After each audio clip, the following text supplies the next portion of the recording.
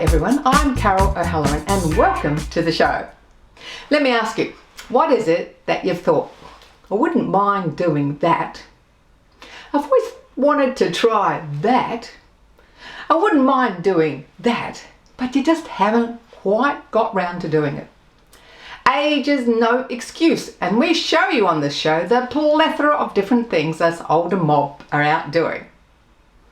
None of us want to become frail as we get older, and today we're discussing with Jamiehayes the foods that help you stay strong and mobile.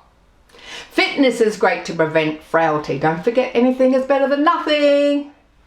Join us in 5-minute fitness. Some of you know I love cycling and even cycled 16 kilometres down a volcano. Like many cyclists, I intend doing it as long as possible, and today we're going to try our e-bikes and e-trikes, which definitely will keep us cycling into our 80s and beyond. Let's get moving.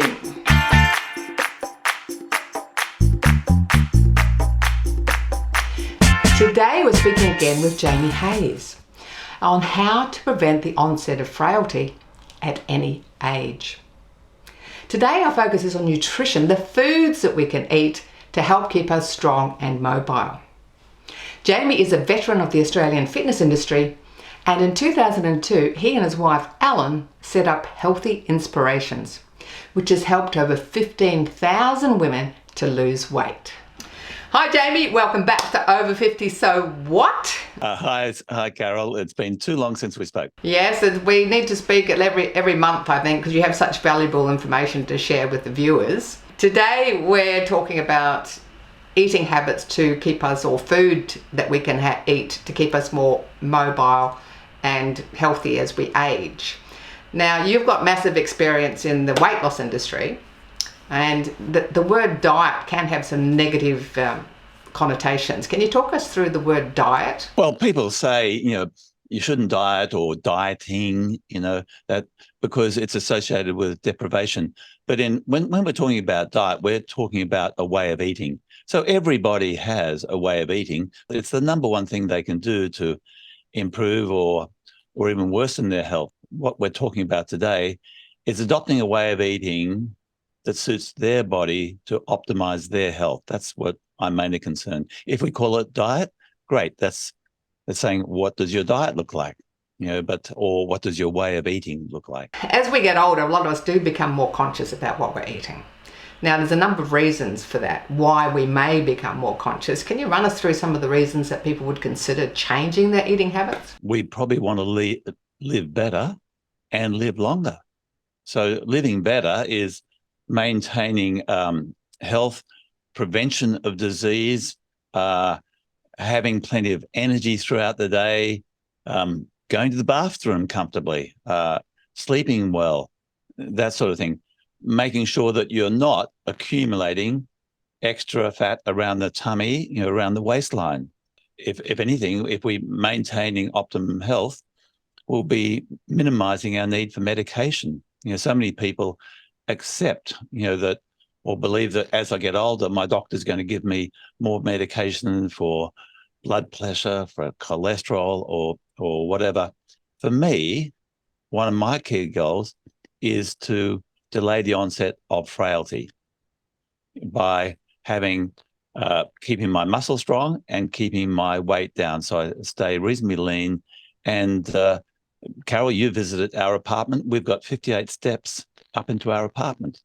So that's about maintaining strength, leg strength, being able to walk up and down those steps, even carrying parcels from the shops, but also keeping my body weight down. So getting back to the eating habits, with protein, we hear that we need to maintain protein, maybe even increase our protein intake as we age. Can you talk us through the whole issue around protein and its importance? Proteins are also defined as essential amino acids. They're essential because your body requires them. I've got 2 grandsons now, 4 and 6. It doesn't matter what we feed them. They've got the hormonal structure that's going to trigger growth. But as we get older, we need our ability to assimilate proteins worsens. And so we actually need more and better quality proteins. I'm actually horrified every now and then when I visit somebody in a nursing home or even sometimes in some hospitals that the meals they're served are protein light or protein deficient. So if we want to maintain the strength of our muscles, those muscles need adequate protein and the resistance exercise. Because you said I'm in the weight control business, we know that the first step we do is to make sure people have a good serve of quality protein in every meal and snack, so that because protein provides satiety. One of the problems with those who want to lose weight is they get hungry if they go on a diet. We mentioned that word diet, which is eating less. And hunger is the enemy of weight control. So if somebody wants to lose a bit of weight around their tummy or their hips or thighs or things like that, making sure that every meal is front-loaded with protein is the first step. So protein's important for not only maintaining muscle mass, but other functions in the body as well. Can you talk us through some of the other things that protein's important for? I think if you want to maintain a healthy immune function, and definitely if you want to maintain what's called metabolic health, which is lower blood pressure, healthy cholesterol, even blood sugars and things like that. So your blood sugar isn't spiking, going up and down like a roller coaster. Even insulin levels, which is a hormone that controls your blood sugar. So protein provides, plays a really important role in regulation of those health markers. So you really don't want to be protein deficient. Every meal, I encourage you, what is the protein you're going to start with in that meal? Okay, just to finish off with, can you say something straight to the viewers of what words of encouragement of making a change and how easy it can be? I would say find your why. What is it you want to live for? And what is it you want to enjoy a healthy life for? So for instance, if you have children or grandchildren, right now it's 2023. In 5 years, in 2028, they'll be 5 years older. What level of engagement, physical engagement, mental engagement, do you want to have with those children or grandchildren? Or let's say 10 years out, how engaged do you want to be with those people who you care about more than anything? Do you want to be able to get down the floor and play with them? Do you want to be able to walk along the beach? Do you want to be able to carry them or kick a ball or things like that?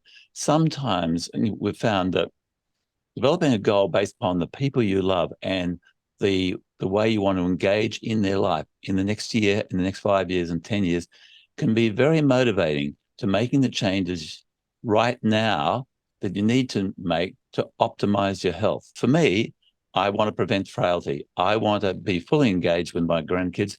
You said that I'm 70. So in 10 years' time, I'll be 80. And I really plan to be engaged with my grandkids when they're teenagers. Well, that's fantastic words of wisdom, I think, because a lot of us lack the motivation to do it for ourselves, to make those healthy changes. But if we focus on what's going to be the long-term outcome, especially, as you mentioned, with the loved ones.